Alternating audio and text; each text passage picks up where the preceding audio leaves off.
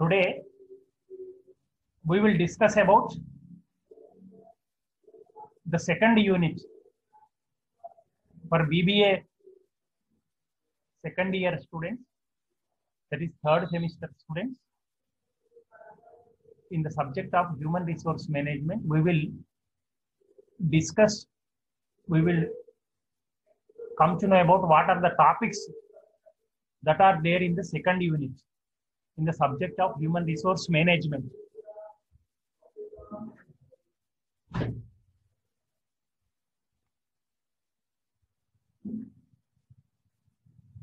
See, acquiring human resources.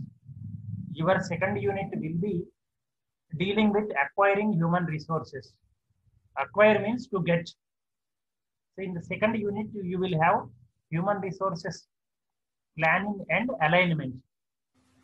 Means what is planning? We will come to know with reference to human resources. And several new topics will be introduced to you related to human resources. Job analysis and job design. Job analysis and design. Job description. Job specification and job evaluation. See, these are all the new words that you will come to know in the second unit. Job analysis and design, job description, job specification, and job evaluation. And not only that, job restructuring, job rotation, job enlargement, and job enrichment.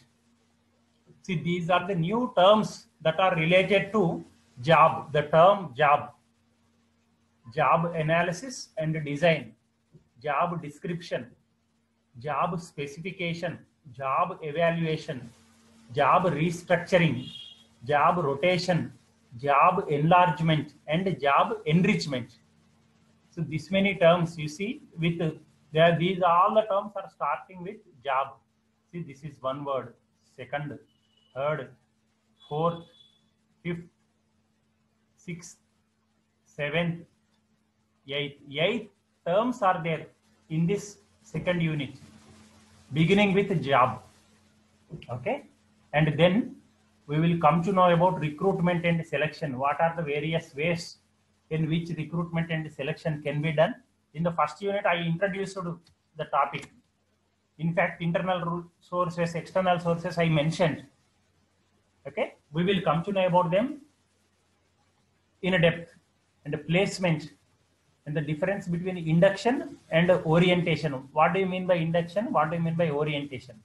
And another two terms you will have to learn: line and staff. In employees, two categories will be there: line employees, staff employees. And we will come to know about the differences, the similarities between them. Okay, these are all the topics that we are going to cover in second unit. First of all, let us look at this one, planning and alignment. What is planning? Planning is, in simple terms, planning implies thinking in advance. Okay, if we are planning, so there is a quotation in English, I think all of you know. If you fail to plan, you are planning to fail. I repeat, if you fail to plan, you are planning to fail. I repeat the quotation. If you fail to plan, you are planning to fail. Planning is important in anything. In any activity that you want to take up, you have to plan what is that activity, when it is to be accomplished, by what time it is to be accomplished, how it can be accomplished, what are the resources that are required to accomplish the task, who is perfectly suited to accomplish the task. So if you are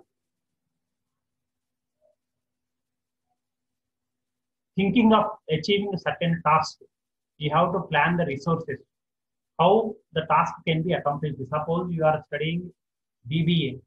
After the completion of BBA, you want to enter into MBA. and after the completion of MBA, you want to get a job, acquire a job in a company or in a government organization. You have to plan from now itself. What are the books that are required to complete my BBA first?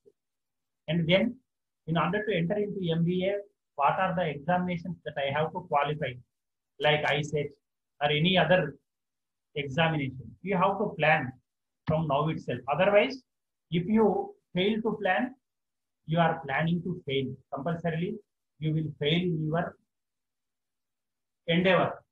That is what it implies. So, you all know human resource is the most important asset in any organization. In the first unit, we learned 4 M's are required for any organization to carry out its goals, to reach its objectives: men, machinery, money, and another M, material. These 4 are very, very important resources. In these 4 resources, human resource is the most important asset in the organization. Careful planning is very, very important, because human resource is a kind of resource which is tangible, which is clearly visible, and which is living. Others are all non-living, but human beings are living. Okay, so unlike other resources of the company, human resources are highly tangible and they are living. So that is why you have to plan carefully. Okay, so that is why in the first unit we have learned about, last topics concerned with first unit we have learned strategic human resource planning. Strategy implies long-term thinking. So there is always a need of commitment for a long-term association, both from the employee as well as from the employers. So there should be a commitment, long-term bondage, long-term relationship should be there between employees and the employers in an organization. Overstaffing or understaffing, both are dangerous. Okay, overstaffing means, suppose in the organization only 100 are required, but you require 200 members. Means this is overstaffing. Okay, understaffing means 100 are required, but you recruited your employee, you have already employed only 70 employees. So your task cannot be accomplished. So both of these things will adversely have an impact on your production. So productivity will be at stake when an organization fails to plan with regard to its human resources. Okay, so overstaffing or understaffing creates productivity issues in an organization. Okay, uncertainty and dynamism, both are there in any organization nowadays. You see, uncertain.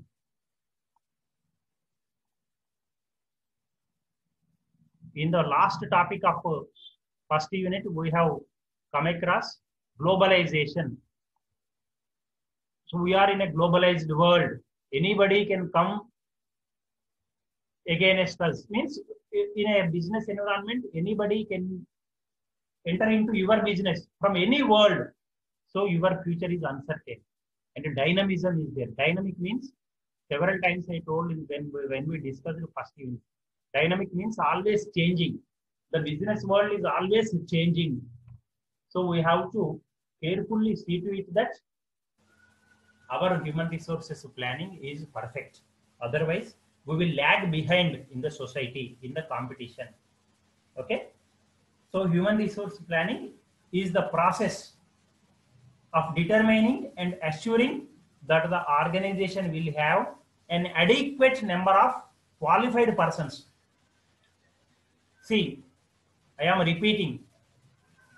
HRP means human resources planning is a process of determining and assuring that the organization will have an adequate number of qualified persons available at the proper times, performing jobs which meet the needs of the enterprise and which provide satisfaction for the individuals involved.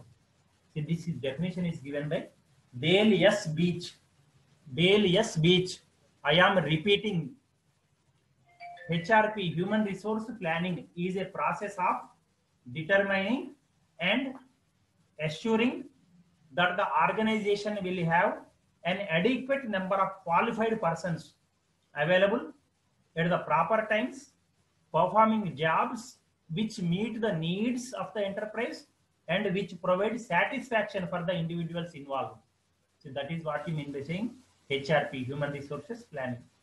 See, in this definition, you can see qualified persons should be available for the organization.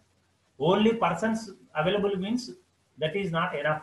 They should be qualified to accomplish the task. Adequate number, another point you have to remember is adequate number, sufficient number should be there. So I mentioned in the example, 100 are required, only 70 you have employed. That is inadequacy. Okay, so adequate number of qualified persons should be available at proper times. So whenever need arises, if you go for recruitment, means time may not be sufficient, time may not permit you. Okay, so you have to think in advance for this year or for the coming 5 years, what are the requirements with reference to human resources, how to plan them. So all those things will be covered in human resource, acquiring human resources. Now, according to another definition is there, according to Leon C. Megginson, he is the person who has defined HRP like this. HRP is an integration approach. Integration means mixing, mixed approach. Combining, integration means joining. Integration approach to performing the planning aspects of the personnel function in order to have a sufficient supply of adequately developed and motivated people. Please understand them properly. To have a sufficient supply of adequately developed and motivated people to perform the duties and tasks required to meet organizational objectives and satisfy the individual needs and goals of organizational members.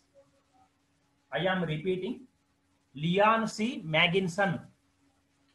Human resource planning is an integration approach to performing the planning aspects of the personnel function in order to have a sufficient supply of adequately developed and motivated people to perform the duties and tasks required to meet organizational objectives and satisfy the individual needs and goals of organizational members. In that way, he has defined. And another definition by G. Steiner. G. Steiner has defined manpower planning, or otherwise human resource planning, is the strategy for the acquisition, utilization, improvement, and preservation of an organization's human resources. It is aimed at coordinating the requirements for and the availability of different types of employees. See how he has defined G. Steiner. Manpower planning is the strategy for the acquisition, utilization, improvement, and preservation. See, acquisition, acquiring. We are in that unit only, acquiring. Acquiring means getting, obtaining. Acquiring. And if you get employees, that is not enough. Utilization, how to utilize them properly. And improvement, you have to give them training, you have to develop them. And preservation. Preservation means you have to see to it that they do not jump to any other organization. Their longevity is preserved. Longevity is intact. They work in the organization for a long time to come. Okay. So, preservation of an organization's human resources. In that way, G. Steiner has defined. And Bruce P. Coleman has defined, Bruce P.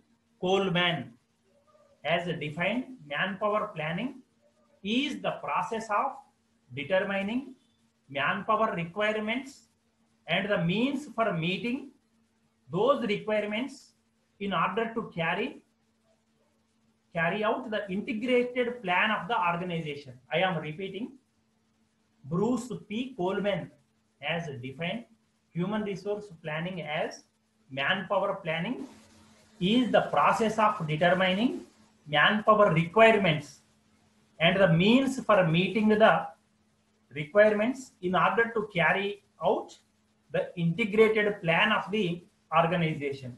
So this many definitions are several experts have defined human resources planning, and all those definitions, if you observe, all of them are implying the same thing almost.